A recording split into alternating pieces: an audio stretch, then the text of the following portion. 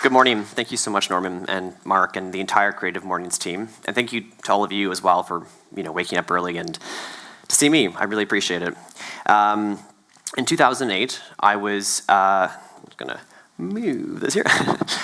In 2008, I was at the bus stop coming home from rehearsals one night.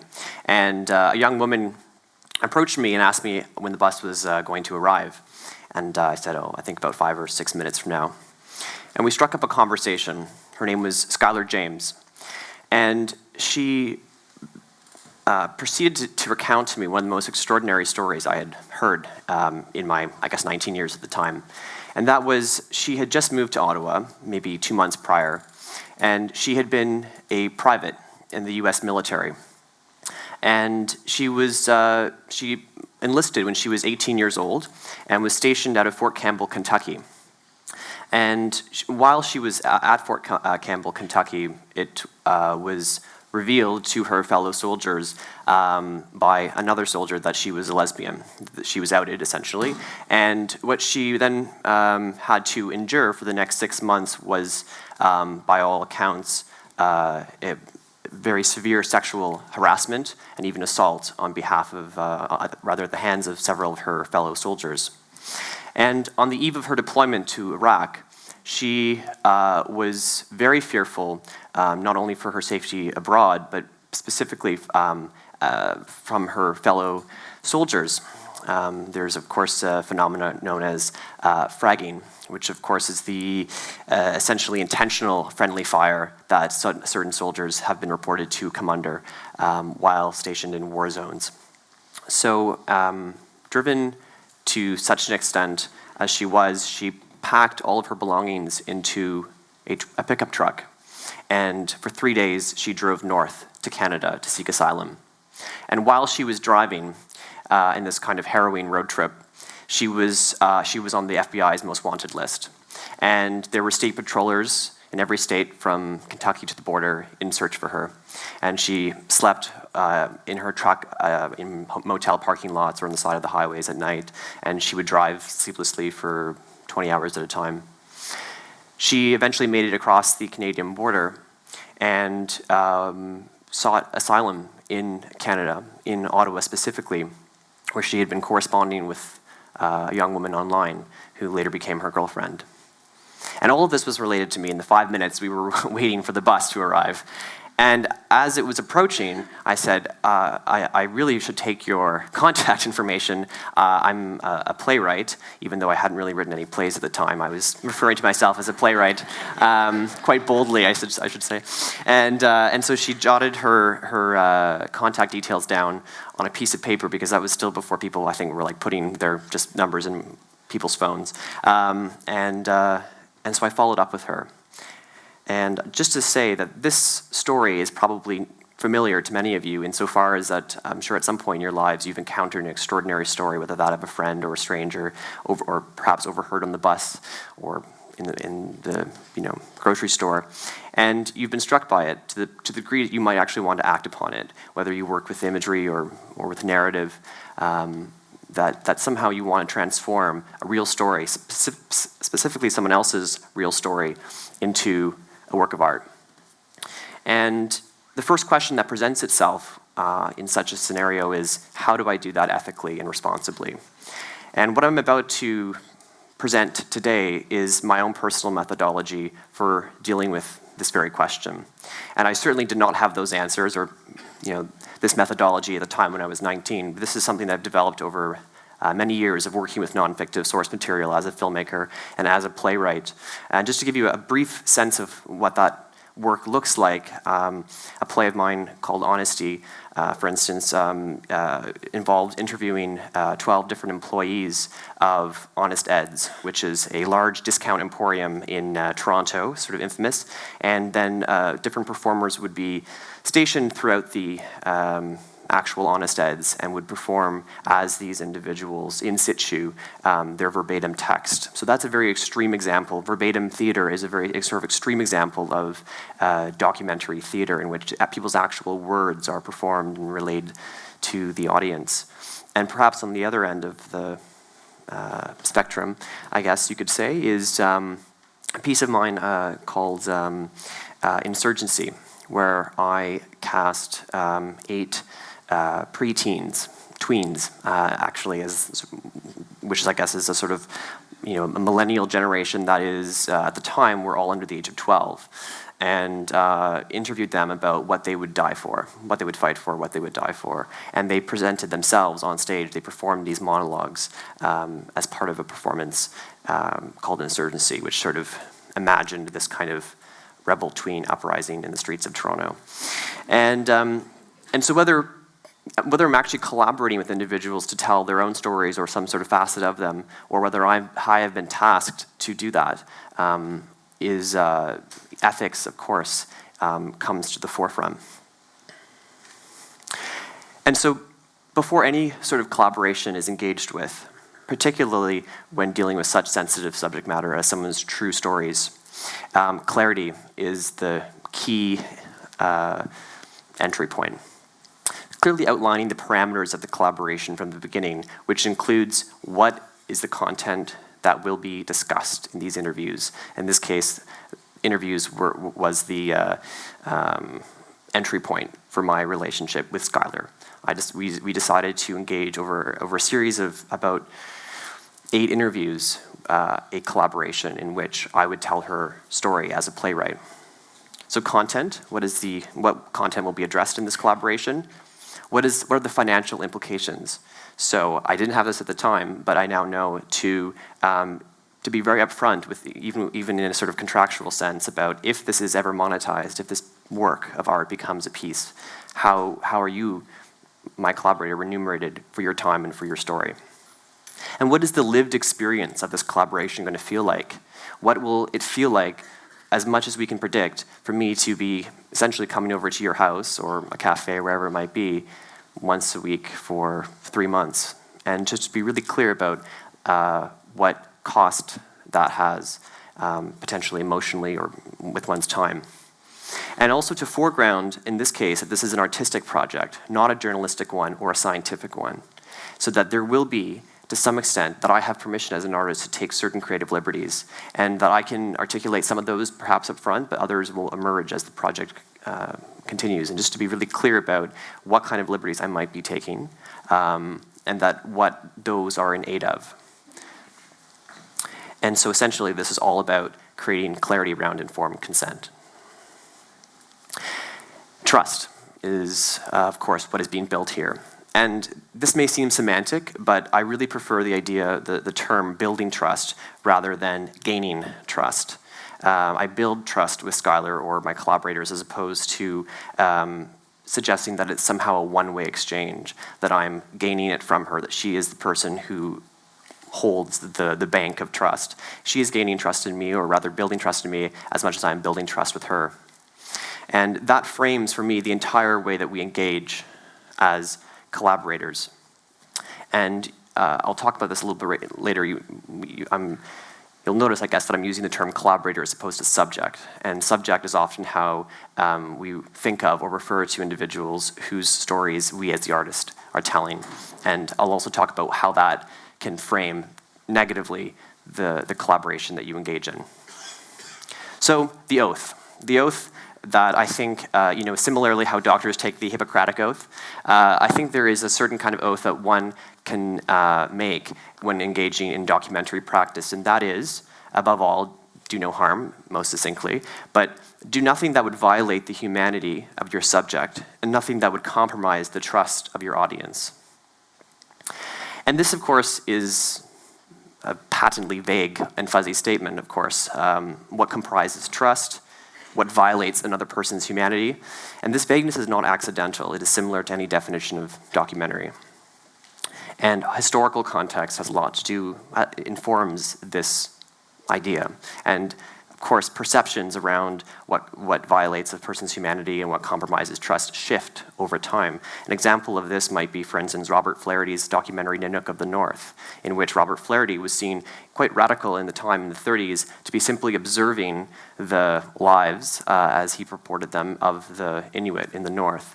And now, while it's still considered a canonical work of early documentary, there are major ethnographic questions that are raised with Robert Flaherty's Nanook of the North, and to what extent one individual and their experience, also presumably staged in many occasions, seem to be somehow symbolic of entire people's way of life, and how obviously there are problematic elements that are raised, questions that are raised by that.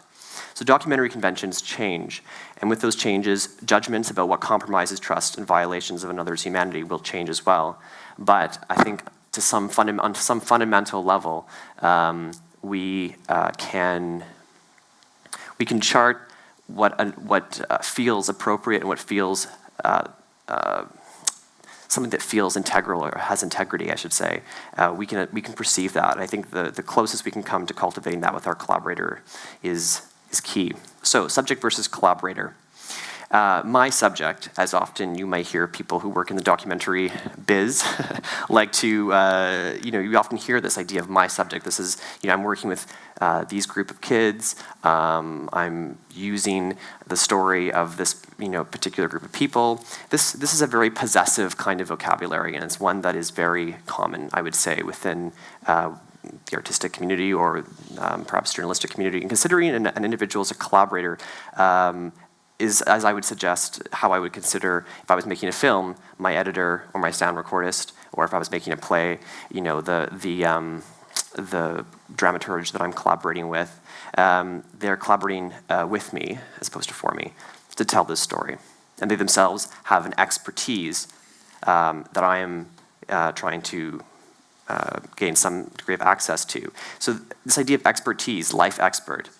A life expert is a concept that I'm actually borrowing from Rimini Protocol, who are a Berlin-based performance company.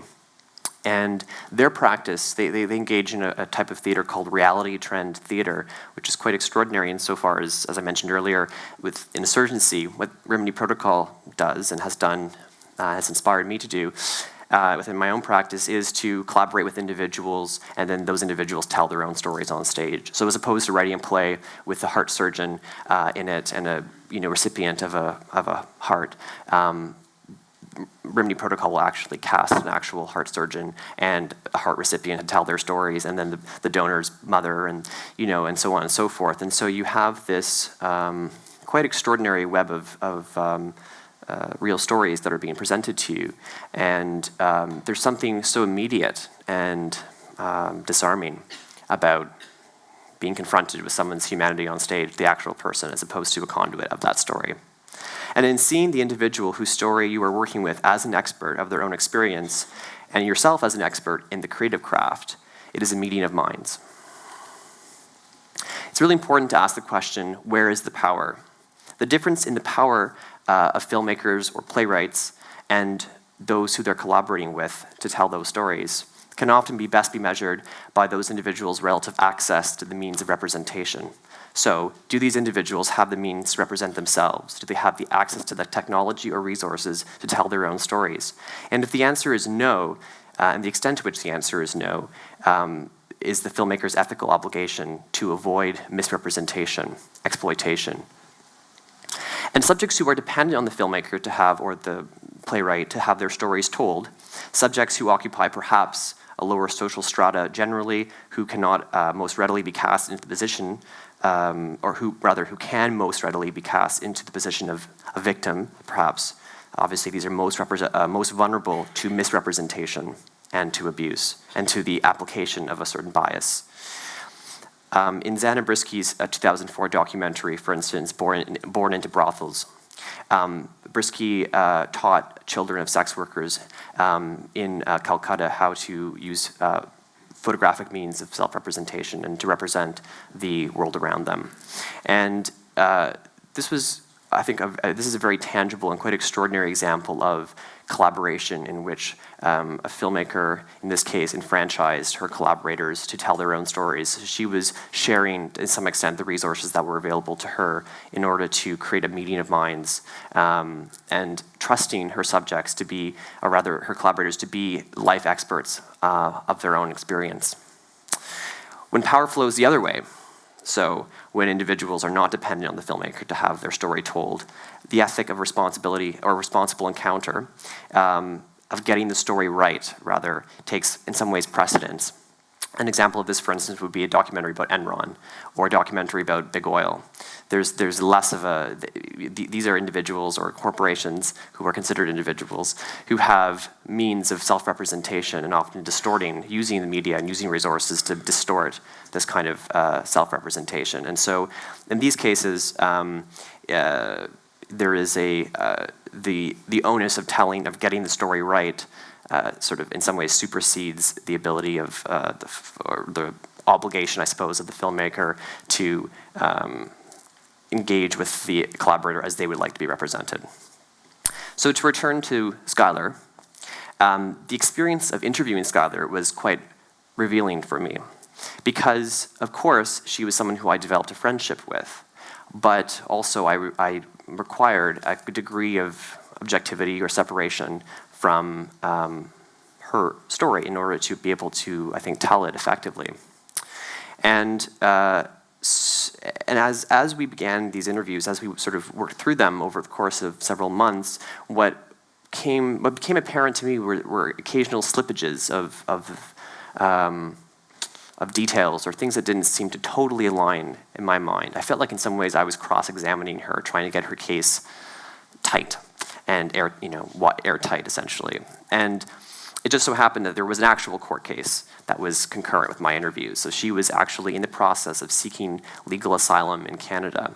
So this project that we were doing was concurrent with a legal battle, which of course presents a whole other degree of ethical consideration. And so as I was moving through these interviews, I would make note of things that felt like inconsistent or felt as if she was perhaps speaking from a place of emotion, I suppose, rather than perhaps factual truth.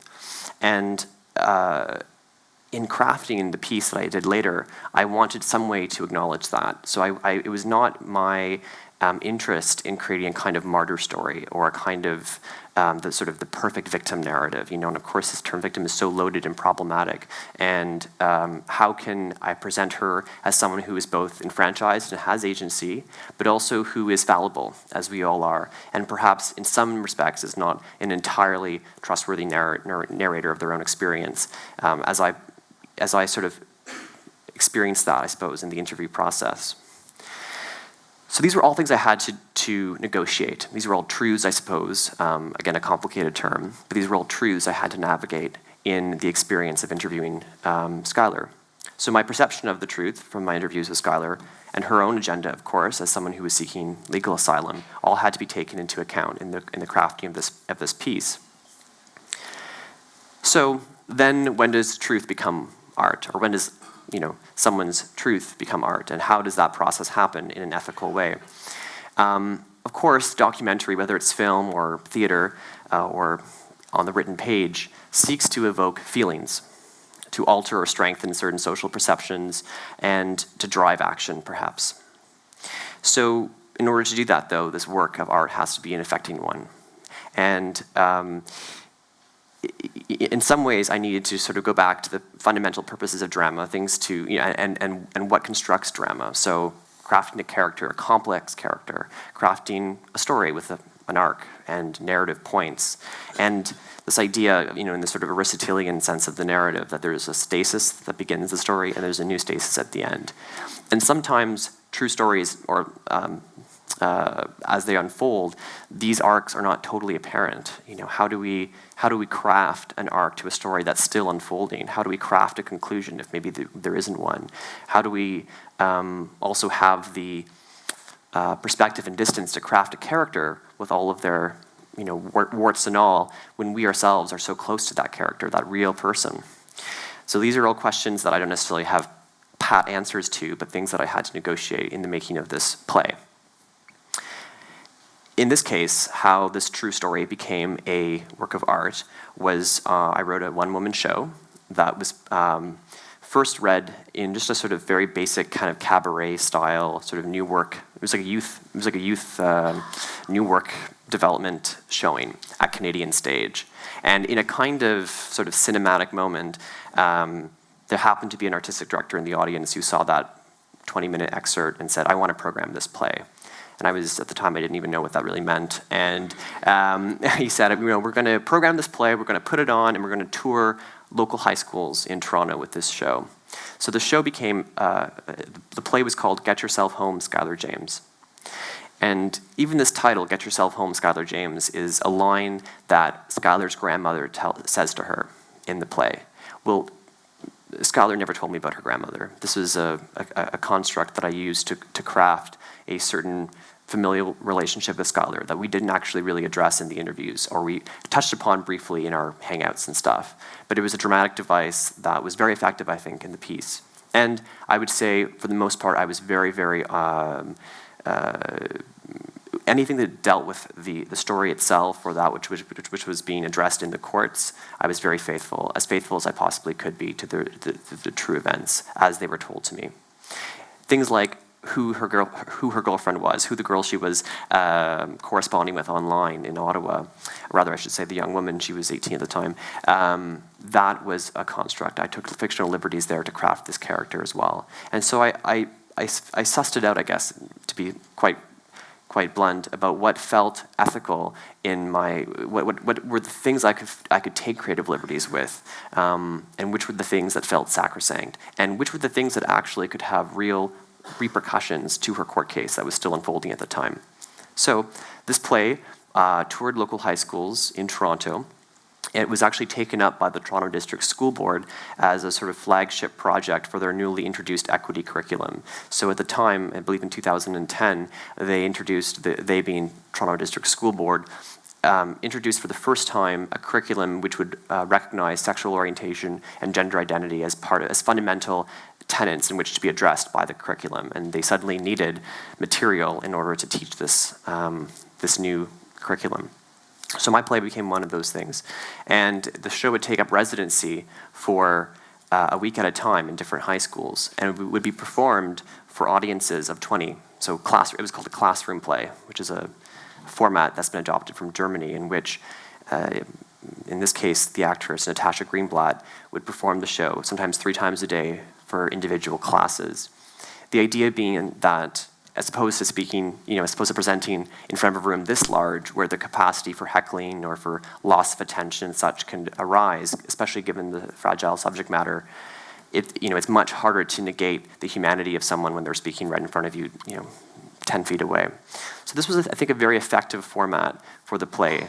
And it would tour, I think it took up residency in 8 or 9 schools across the school board over the course of 1 year. Skylar was initially denied her clemency, her asylum in Canada. She was denied this prior to the start of the play's tour.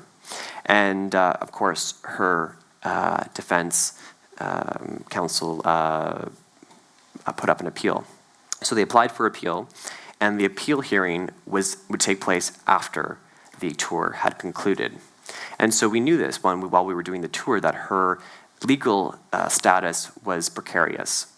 And there was not, to my memory, a sort of concerted campaign in order to do so, but we would of course, it would come up in the Q&As afterward about, among students, what has happened with Skylar, where is she at? Of course, the narrative would kind of end off slightly on a cliffhanger each time. And so we would tell them, well, she is currently in front of the appeal board, will be soon in front of the appeal board, pleading her case. And so what happened was students began requesting the ability to write letters of support for Skylar's, and dozens of letters of support came in on behalf of students across the Toronto District School Board, and those were sent to her defense counsel, and those were submitted as evidence in her appeal, which was granted. She was successful in her appeal in 2012, or I think, sorry, in 2011. And she currently lives in Ottawa with her fiancé, and we do have occasional contact still, years later, over Facebook. And the show, the play, Get Yourself Home, Skylar James, was later published in a collection of 2 of my other plays, both of which are also based on true stories. The collection, Age of Minority, went on to win the Governor General's Award 2 years ago, and is continuing to tour schools across Canada. Thank you.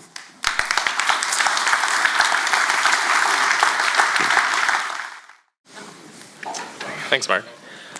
Thanks, Jordan. Yeah, cheers. I'm curious how she feels. You might have touched on this a little bit when you were talking, but how much, did you consult with her kind of after the play was going? And side question that I just thought of, has she ever seen it? Yeah, so she has, so before it was produced, I sent the draft to her, and she was really enthusiastic about it. And she did see the production in Toronto when it first premiered, and I think for her it's been really it's been quite exciting. Luckily, she's someone who has not shied away from talking about her story in the media, or it's not something that I think actually, if I could, infer from what I know, she seems to gain strength from talking and sharing her story. So I think, and that has made that collaboration infinitely easier. And I think for the most part, the people who I collaborate with do gain strength and feel enfranchised. I mean, certainly, hopefully enfranchised, but hopefully gain strength actually from the act of telling their stories. I think, I have never set out to make a documentary, like I mentioned, like Enron, for instance, which is about stripping someone down or taking someone down. It's about, and usually that's just because my interest is in perhaps experiences of that could be considered more marginal, and then actually making them, sharing them with a broader audience. So, yeah, good.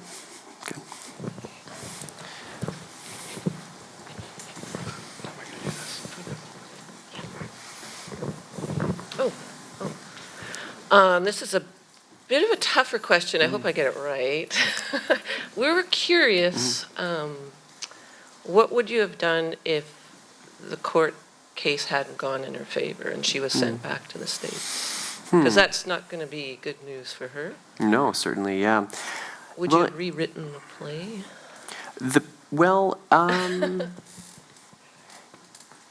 I think yes. I mean, the play ends off before the court case, so it doesn't really touch upon that. Although I think it would be quite, I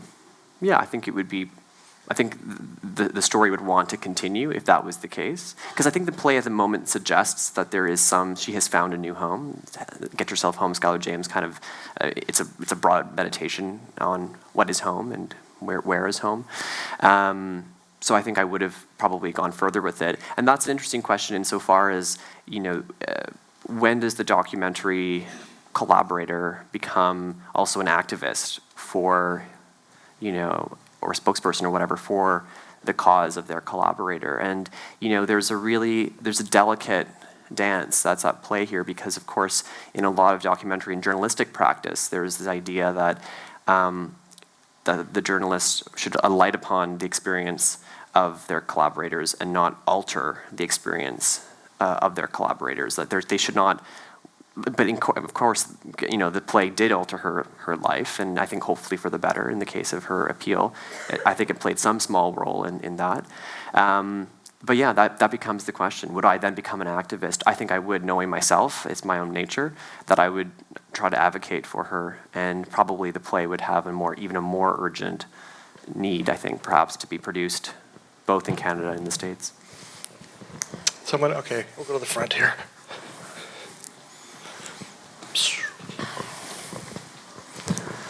Hi there. Hi. Just going back to your sort of talk on collaborators and subjects. I wonder, at the end of the process, if the process ends, who actually gets final say in the product? Because I find that in the creative process, if there isn't someone who actually makes that call, it can become a very messy sort of conclusion. Yeah, absolutely, and that's it relates to my point about clarity and having all that clarity really clear.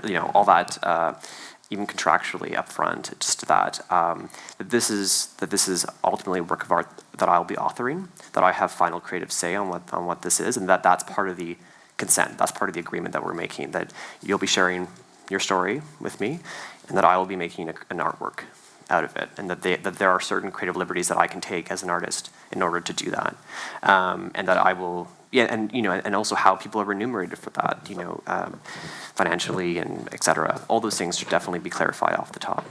Yeah. I was wondering, I mean, it's a wonderful social media piece to bring these kind of issues to the front, but during this whole process, did she go through her own healing? Because I'm sure she was affected emotionally, physically. So a play like this, or going through this whole process, did you find that for her it brought a little bit of, I guess, like a healing process to her? I mean, I think she spoke of that to me. That yes, that it was that there was because I think also when someone has been, and I'm sure many of us have experienced this in some capacity in our lives, when we feel systemically unheard or unacknowledged, as she did, I think certainly during her time at Fort Campbell, where she was, she routinely went to her superiors, and complained of harassment and abuse, and those calls for help went unheeded. So to have someone who's really devoting hours and hours of their time to getting her story down, to hearing her, and to then the act of then sharing it with others, I think was ultimately a therapeutic exercise. But I was also very clear, though, that it may very well not be therapeutic, and that's part of the agreement that one has to enter into, is that it's very possible that this could be a triggering experience or could open up wounds that I'm not qualified to deal with, and that has to be part of the early discussions and discussions throughout the process as well, that there are mechanisms that we may have to use to abort the process or alter it somehow. But luckily that was not the case. We have time for 2 more questions. I'm going to go to you, and then I'm going to go to you. Let's go to the back first.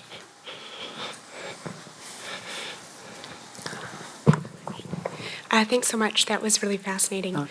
You've obviously put a lot of thought and energy into subverting the subject-object position, or probably subject-objectifier position, and I think that's really admirable. But not all artists, journalists, filmmakers, playwrights, etc., think that way.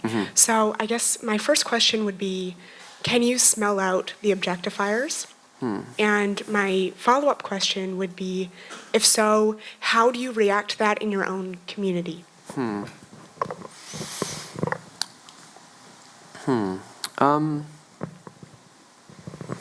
think you can. I think you can sense by the vocabulary or the way that someone speaks about collaboration or whom they're collaborating with, what kind of perhaps power or status relationship is in play. It's sometimes hard to know if you're said individual and you're entering into that collaboration, maybe. But I think there's, just basic things like, are you being heard? Do you feel like you're being heard and listened to? Are you being sold something? Are you being hustled? Are you, is the final product the thing that's being talked about more than the process that you'll be engaged in, right? Like, I think that's often, I think a lot of artists have the final product in mind. Like, we're going to take this to Sundance. We're going to, this is going to be on the big stages of our country, and that's obviously very hustly. But is that the apple in their eye, or is the relationship that you're building with that person, is that their primary focus and interest in that moment? I think that should be, certainly that's the fundamental thing that needs to be established first. And I think you can also see that in the work, right? Like how something is made. My good friend of mine, a collaborator I work with, Kara Spooner, talks about, how something is made affects what is made. And you can see that in the work. I think you can, of course, every artist has their biases, right? It's how cognizant you are of those biases and how you negotiate those. But sometimes we see work that those scream so loudly at us, or a kind of the inequality of the status feels really clear, and we can sense that exploitation in a project or in a film. It's a yucky feeling. So I think, again, just to quote Kara, how something is made affects what is made. Yeah.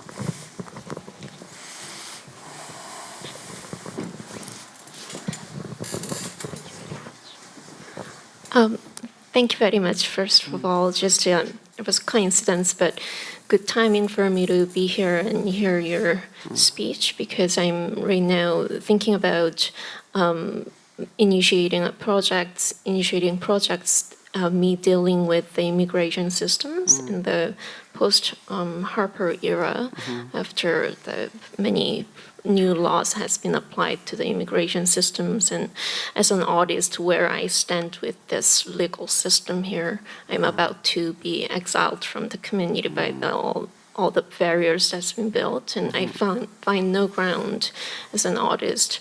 But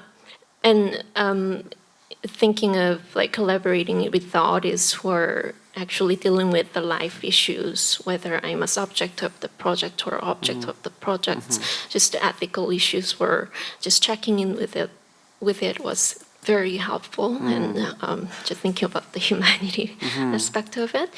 I'm wondering, just at the same time, I have an awareness of that. I came from South Korea, and now I know I've been noticing recent years here as well, but in Korea, especially right now, freedom of expression is very oppressed, and legal systems that's globally applied everywhere. It's very, for me, I hyper aware that how oppressed it is.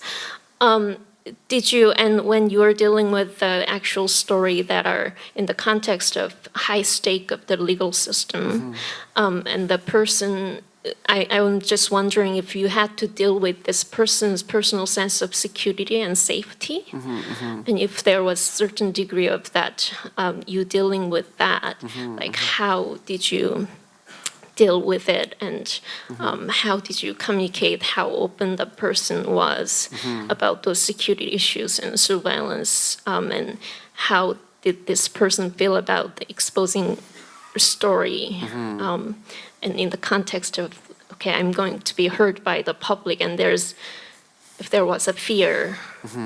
Yeah. Well, it's interesting because I think in Skylar's case, we spoke a lot about this in terms of her the precarity of her legal situation, but also just of her personhood within, just, as you said, her safety.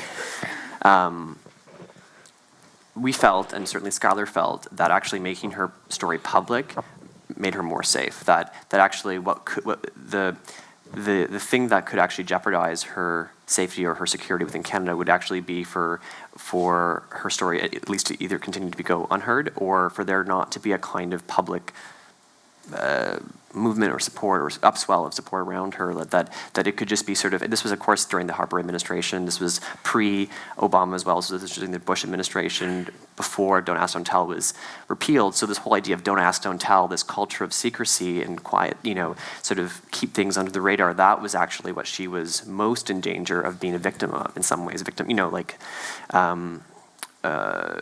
for her to continue to be oppressed by. So actually speaking out for her, we felt, of course, she'd be subjected to other possible attacks, maybe, slander online or whatnot, but we felt those were outweighed by the need for her story to be public. I hope that answers your question. Yeah, thank you.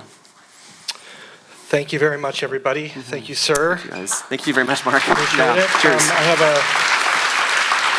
small thank you very much. from us. Thank you so much.